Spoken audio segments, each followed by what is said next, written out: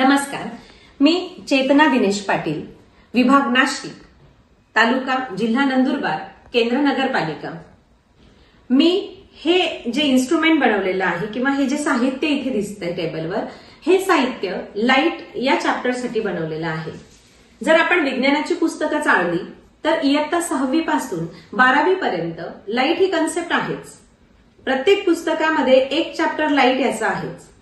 मग हे light chapter जेव्हा विद्यार्थ्यांना फक्त पुस्तकातून शिकवतो तेव्हा ते कितपत समजतं हा मोठा प्रश्न असतो, किंवा त्याच्यामध्ये असणाऱ्या अनेक कठीण आकृत्या जे विद्यार्थी काढण्यासाठी घाबरतात, त्यांना नावं कशी द्यावी हा त्यांना प्रश्न पडतो। तर या सगळ्या ज्या गोष्टी आहेत, म्हणजे लाईट ही कन्सेप्ट अगदी खालच्या लेवल पासून ते वरच्या लेवल पर्यंत सर्व व्यवस्थितपणे विद्यार्थ्यांना क्लिअर करण्यासाठी मी हे साहित्य वापरलेलं आहे। आता या शैक्षणिक साहित्यामध्ये सगळ्यात महत्वाची गोष्ट म्हणजे हे लेझर वापरलेले आहेत काही, आणि हा जो काही ग्लास लॅब किंवा प्रिझम आणि कॉन्व्हेक्स कॉन्केव्ह लेन्स आणि मिरर हे सोडल्यास इतर सर्व साहित्य मी माझ्या स्वतः बनवलेलं आहे किंवा भंगारमधून काही गोष्टी जमा केलेल्या आहेत। आणि हे जे सगळं आहे अत्यंत कमी खर्चामध्ये आपण एवढ्या मोठ्या लेवल पर्यंतचे लाईटच्या कन्सेप्ट विद्यार्थ्यांना दाखवू शकतो, याचा मला खूप आनंद आहे। आता सगळ्यात पहिले आपण लाईट सुरू करूया। सर्वात आधी जे येतं ते म्हणजे व्हिजिबिलिटी, फक्त की लाईट हा व्हिजिबल आहे किंवा लाईट काय आहे। पहिले की आपण जेव्हा पाहतो तेव्हा हे सगळं ब्रह्मांड किंवा हे सगळं जे आपल्याला अर्थवरती अनेक गोष्टी दिसतात त्या फक्त लाईटमुळे दिसतात। सकाळच्या वेळेला सूर्यप्रकाशामुळे दिसतात आणि रात्रीच्या वेळेला हा जो रिफ्लेक्टेड लाईट आहे त्याच्यामुळे दिसतात, किंवा इतर सोर्सेस आहेत लाईटचे, हे असतील बल्ब असतील किंवा टॉर्च असतील किंवा कॅन्डल्स असतील, ह्या सर्व सोर्सेसमुळे इतर गोष्टी आपण बघू शकतो। म्हणजे लाईट हा कसा विजिबल आहे हे आपण पाहतो। त्यासोबतच लाईटमध्ये अनेक गोष्टी असतात, IR आहे, नंतर अल्ट्राव्हायोलेट आहे, UV आहे, या सर्व लाईटचे प्रकार आपण विद्यार्थ्यांना इथे दाखवू शकतो। आता आपल्याला जेव्हा सूर्यप्रकाश पडतो तर सूर्यप्रकाशामध्ये 7 रंग असतात हे विद्यार्थ्यांना आपण सांगतो। Sunlight contains 7 colors. Which 7 colors? These are the 7 colors. हे सगळे 7 रंग आपण दाखवू शकतो विद्यार्थ्यांना। आता या 7 रंगाचे जे स्ट्रिप्स आहेत या मी बनवलेल्या आहेत, विद्यार्थी इझिली ते आपण दाखवू शकतो विद्यार्थ्यांना, किंवा ह्या ज्या दुसऱ्या स्ट्रीप आहेत ह्या ट्रान्सपरंट आहेत, याच्यामध्ये सुद्धा आपण विद्यार्थ्यांना दाखवू शकतो की याच्यातून जर लाईट गेला तर वेगवेगळे रंग आपल्याला दिसतात। हा ब्लू रंग आहे किंवा हा व्हायोलेट आहे, तर हे रंगांचं ह्या पद्धतीने आपण वेगवेगळे रंग विद्यार्थ्यांना दाखवू शकतो। त्यासोबतच सनलाईट कंटेन्स 7 कलर्स, इथे आपण ही न्यूटन डिस्क बनवली आहे जी इयत्ता 6वीच्या पुस्तकात आहे।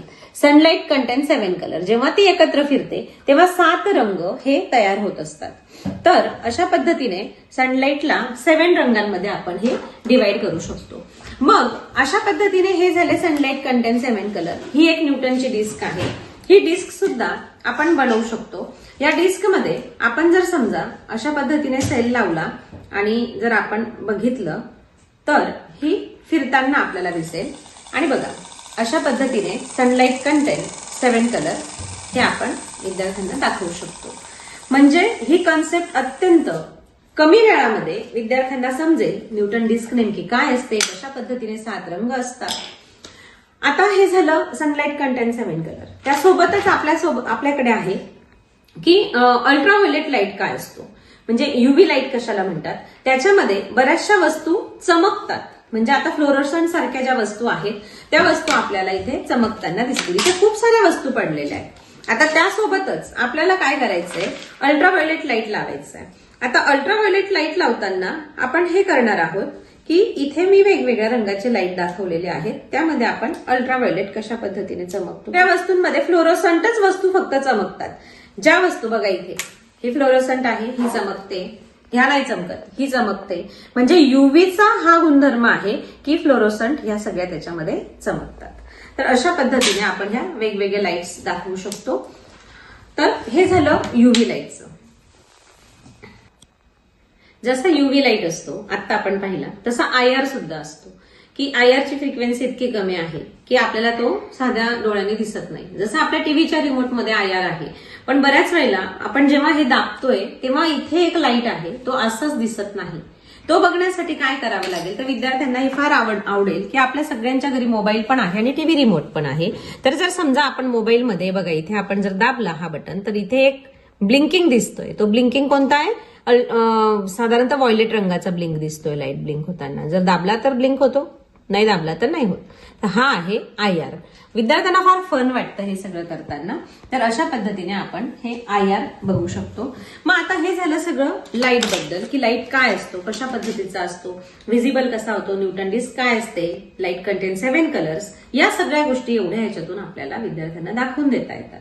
आता पुढचं आहे की लाईटची जी व्हिजिबिलिटी त्याच्यामध्ये ट्रान्सपरंट, ट्रान्सलुसंट आणि ऑपेक हे काही गोष्टी आहेत. तसं स्कॅटरिंग आहे किंवा लिनियर प्रोपगेशन ऑफ लाईट आहे. हे सगळ्या गोष्टी दाखवण्यासाठी मला माझं हे एक साहित्य वापरावं लागेल. त्यासाठी मला हे काही धूप घेतलेले आहे. हे धूप मला पेटवावे लागतील कारण आपल्याला हवा थोडी टर्बाईड करावी लागणार आहे. तर हे मी धूप सगळे पेटवणार आणि हा इथे पंखा आहे, तो पंखा मी लावणार. हा जेव्हा लावेल त्यावेळेला आपल्याला लक्षात येईल की कशा पद्धतीने हे सगळं आपण बघू शकतो. Light travel in a straight line. तर लाईट कसं स्ट्रेट लाईन मध्ये ट्रॅव्हल करतो यासाठी मी इथे लेझर घेतलेला आहे. जर आपण इथे लेझर चमकवला तर बघा आता इथे तुम्हाला काहीही दिसत नाहीये, डायरेक्ट तो एक डॉट दिसतोय आणि हे डायरेक्टच लेझर दिसतंय. पण जर याच्यासाठी थोडासा धूर वगैरे केला तर आपल्याला light travel in a straight line he concept विद्यार्थ्यांना समजवता येईल. यासाठीच इथे मी धूर केलेला आहे आणि या धुरामध्ये बघा आता हाच लाईट बीम तुम्हाला दिसतोय. Light travel in a straight line हे विद्यार्थ्यांना याच्यातून अगदी क्लिअर होतं, व्यवस्थितपणे समजतं. आता आपला पुढचा टॉपिक आहे की ट्रान्सलुसंट, ट्रान्सपरंट आणि ऑपेक ऑब्जेक्ट. तर त्यासाठी मी इथे वेगवेगळ्या प्रकारचे काच वापरलेले आहेत. तर हा जो आहे हा ऑपेक आहे. ऑपेक म्हणजे हा इथून बाहेर नाही जाते, हा परत फिरतोय. दिस इज ऑपेक ऑब्जेक्ट. नंतर हा आहे ट्रान्सपरंट की हा पूर्णपणे त्याच्यातून बाहेर जातोय. दिस इज ट्रान्सपरंट. आणि हा आहे ट्रान्सलुसंट. बघा हा जातोय पण तिकडे अशा पद्धतीने अर्धा जातोय, म्हणजे अर्ध पारदर्शक असं आपण म्हणतो. तर ह्या 3 कन्सेप्ट विद्यार्थ्यांना याच्यातून अगदी क्लिअर होतात. आणि त्यासोबतच स्कॅटरिंग काय असतं, this is a scattering of light. Scattering काय असतं हे विद्यार्थ्यांना याच्यातून पूर्णपणे लक्षात येतं. तर scattering of light, transparent, translucent आणि ऑपेक अशा या 3 कन्सेप्ट याच्यातून विद्यार्थ्यांना क्लिअर झाल्या. त्यासोबतच scattering of light, linear propagation of light या 3 गोष्टी विद्यार्थ्यांना इथून समजल्या. आता सगळ्यात महत्वाची 8वीला जी कन्सेप्ट आहे रिफ्लेक्शन ऑफ लाईट. आता लाईटचं रिफ्लेक्शन नेमकं काय असतं? 2 प्रकारचं असतं. One is regular reflection and second is irregular reflection. आता रेग्युलर रिफ्लेक्शन नेमकं कशा पद्धतीने असतं तर रेग्युलर रिफ्लेक्शनसाठी इथे बघू आपण की अशा पद्धतीने हा एक बीम आपण इथे टाकला. त्याचे लॉज आपण सांगू शकतो. They should be in a same plane. त्यानंतर अजून दुसरा आपण बीम आपण टाकूया. दोन्ही बीम आपल्याला दिसतायत, दोन्ही रेज आपल्याला दिसतायत. अगदी व्यवस्थितपणे सुंदर असे हे दोन्हीही रेज आपण बघू शकतो. लाईट आता 3 टाकूया आपण. हे 3च्या 3 रेज आपल्याला अतिशय सुंदर असे याच्यातून दिसतात. They are in a same plane. Angle of reflection, angle of incidence दोन्ही गोष्टी दिसतात.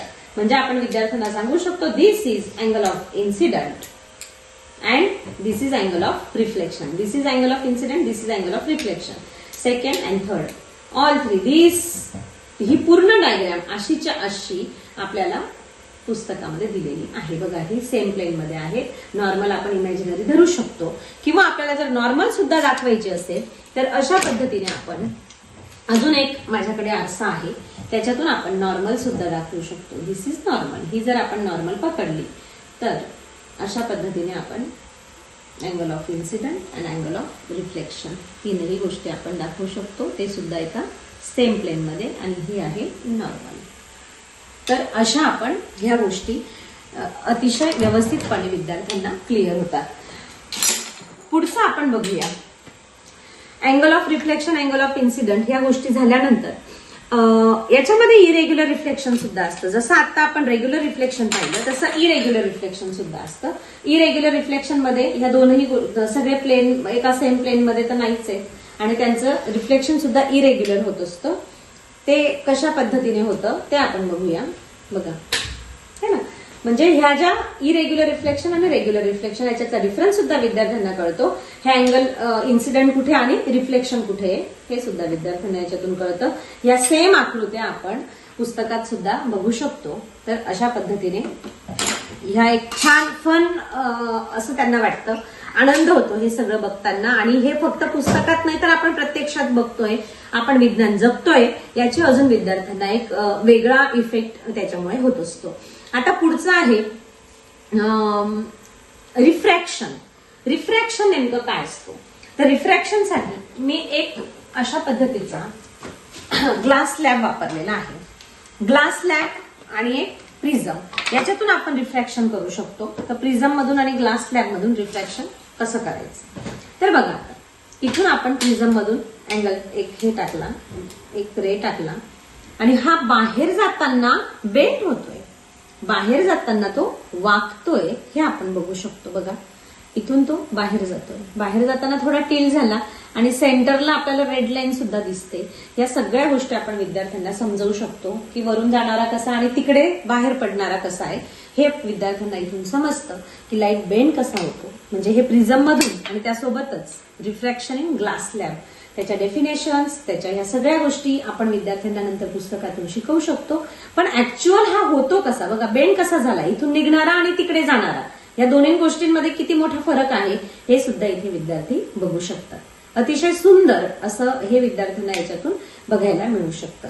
तर रिफ्रॅक्शन आपण याच्यातून आपण प्रिझम मधून आणि ग्लास स्लॅब मधून विद्यार्थ्यांना समजवू शकतो. पुढच्या इयत्तांना म्हणजे 9वी-10वीला आपल्याला मिरर आणि लेन्सेस आहेत. तर मिरर आणि लेन्सेस मधल्या खूप प्रॉब्लेमॅटिक कन्सेप्ट विद्यार्थ्यांना कठीण असतात ते समजायला, त्या आपण याच्यातून किती सोप्या करून सांगू शकतो हे आपण बघूया.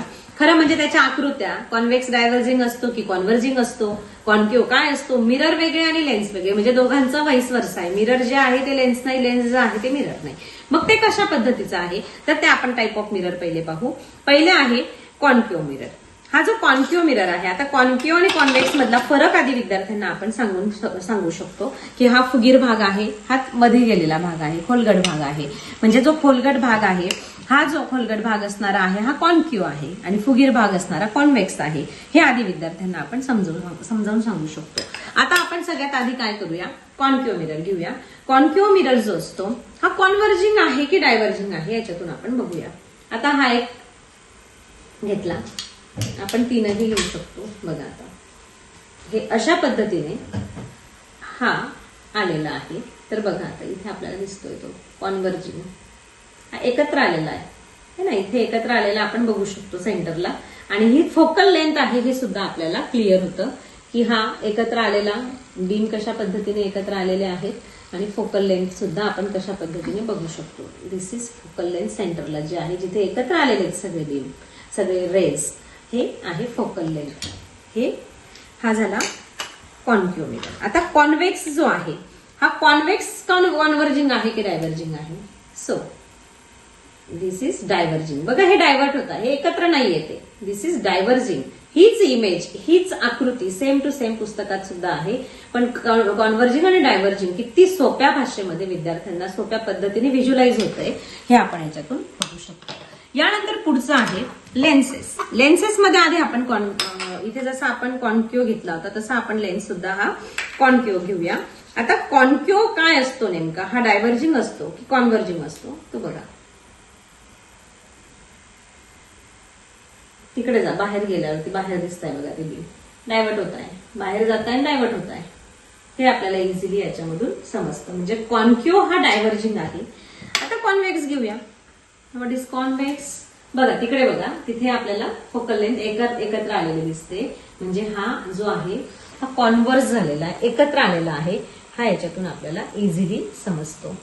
इकडे सुद्धा म्हणजे ही जी आहे ही इमॅजिनरी इमेज इकडच्या बाजूला आणि तिकडच्या बाजूला जी आहे ही फॉर्म झालेली इमेज आहे. फोकल लेंथ सुद्धा आपण त्याच्यातून बघू शकतो. तर हे खूप इंटरेस्टिंग वाटतं. माझ्या विद्यार्थ्यांना इतकं इझिली समजतं, ते सोप्या भाषेमध्ये समजून सांगितल्यामुळे आकृत्या इझिली काढू शकतात. अशा पद्धतीने हे झालं कॉन्व्हर्जिंग अँड डायव्हर्जिंग. आता हे पुढचं आहे टोटल इंटरनल रिफ्लेक्शन. बघा आता टेस्ट ट्यूब मध्ये आपण पाणी घेतले, थोडं टर्बाइड केलंय. टोटल इंटरनल रिफ्लेक्शन म्हणजे काय की light travel in a straight line आपल्याला माहिती, पण तरी इथे लाईट बेंड झालेला आहे. म्हणजेच काय झालं, मीडियम पण चेंज झालेलं आहे. म्हणजे पाणी, ग्लास, म्हणजे ह्या सगळ्या मीडियममुळे हा वे चेंज झाला. खरं म्हणजे मिरर इमेजेस कॅल्क्युलेट करण्याचा फॉर्म्युला आहे 360/θ-1.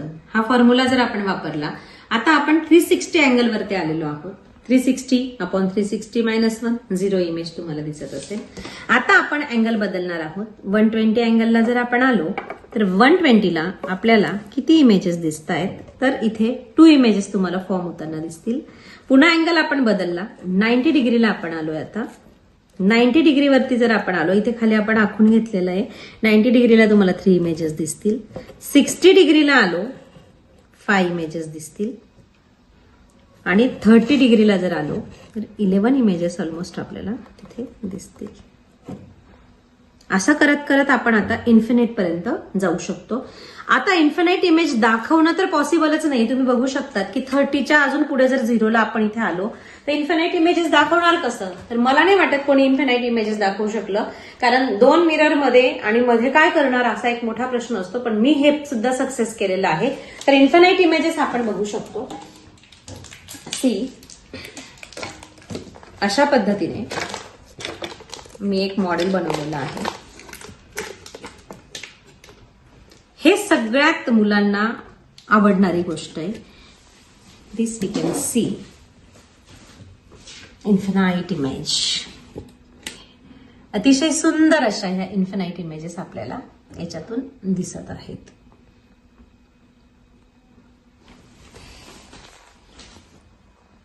अशा पद्धतीने माझ्या ह्या एवढ्या साहित्यातून ह्या अशा 30 कन्सेप्ट, मोर दॅन 30 कन्सेप्ट, 30 पेक्षा सुद्धा जास्त कन्सेप्ट आपण विद्यार्थ्यांना समजावून सांगू शकतो. मी वेळेच्या अभावी व्हिडिओ मोठा होईल यासाठी ह्याच्या डेफिनेशन्स वगैरे ह्या गोष्टी सांगितल्या नाही. पण जेव्हा आपण विद्यार्थ्यांना प्रत्यक्षात शिकवू तेव्हा ह्या सगळ्या गोष्टी विद्यार्थ्यांच्या पाठ होतात. हा माझा अनुभव आहे. अनुभवातून मी हे सगळं करते आहे. विद्यार्थ्यांना माझ्या वर्गातला माझा पिरियड असाच होत असतो. या पद्धतीने मी sound, light, magnetism, static electricity या सगळ्या चॅप्टरसाठी माझं एक स्पेशल किट आहे आणि ते किट घेऊन मी वर्गावर जाते. विद्यार्थी माझी वाट बघत असतात की मॅडमचा पिरियड कधी येईल. थँक्यू.